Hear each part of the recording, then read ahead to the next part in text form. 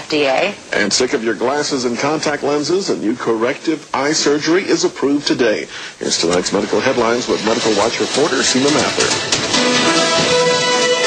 Mercury-containing vaccines may help, not harm kids, according to 2 new studies in the journal Pediatrics. There have been widespread concerns that mercury-based preservatives in vaccines might impair the neurological development of children. These new studies suggest that the opposite, that the preservatives may actually be associated with improved behavior and mental performance. Everybody knows the dice are loaded, ladies and gentlemen. Everybody knows the good guys lost. Everybody knows that the dice are loaded. Everybody rolls with their fingers crossed. Everybody knows the war is over. Everybody knows the good guys lost. That aired 2 years ago. We have Dr. Neil Carman. He's a biologist and also a chemist in here with us, and he's fighting locally to expose how deadly poison fluoride is and the other varieties. You know, I'm reading on here, Doc, and it's saying what's in the stuff they put in the Austin water, and you just got a tour after months of trying of the facility. And some of our folks were in there as well. H2SIF6, I guess, is the formula. Hydrofluoric acid, but then that itself, I'm told, is a bunch of different things. Right. It's only one of the compounds. There's actually 3 forms of fluorine in there. There's the hydrofluorosilicic acid, which is the primary fluoride the city is seeking. There's also some elemental fluorine, and there's hydrofluoric acid, and then there's heavy metals, lead, cadmium, chromium, beryllium, barium, and then there could be other trace impurities. And one of the concerns I have, based upon what the EPA says about the phosphate rock in Florida, is it's known to contain radionuclides, including uranium and thorium. That's on the... Well, that's where they mine it, is out of the... phosphate rock. Yeah.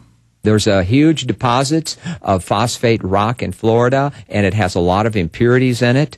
Fluorine is just one of the impurities, but there's also... And they don't even purify this. That's what the other doctors have said, and the EPA people I've had on admit that they call it fluoride. Oh, we fluoridate, but really they just take the toxic waste of all these industries and just put it in our water. Well, the city claimed to us that there is some kind of distillation or filtration, but they don't, they haven't supplied any documents as to what that is. I know that the company they buy it from, it basically is just kind of like a warehouse to, store the chemicals and sell them, Lucier Chemicals. But Mosaic, I don't know what they do, but it's possible that it's just basically directly sold. It's brought here in a large tanker truck.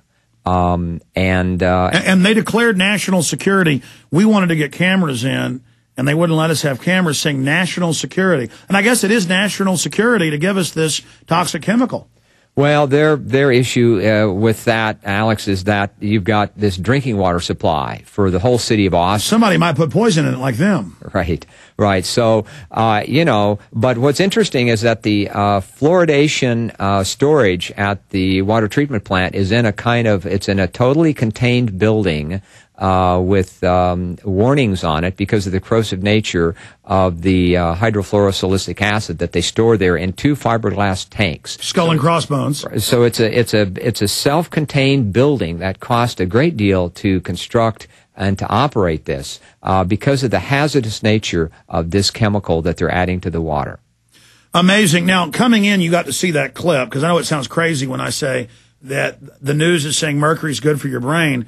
That was a national report, a local version of it. It was put out by CBS News as a press release. I also have a clip, in time I'm not going to play it, saying lead is good for children on MSNBC. Doctor, does that sound normal to you? No, because basically there's different pediatricians who have done research in the U.S. on lead, and people like Dr. Phil Landrigan, who was here in Austin 2 months ago, say there is no safe level of lead exposure to. What about mercury, though? And mercury is also highly toxic, so... I mean, that's vitamin M. We'll be right back in 60 seconds. Thank you for listening to GCN.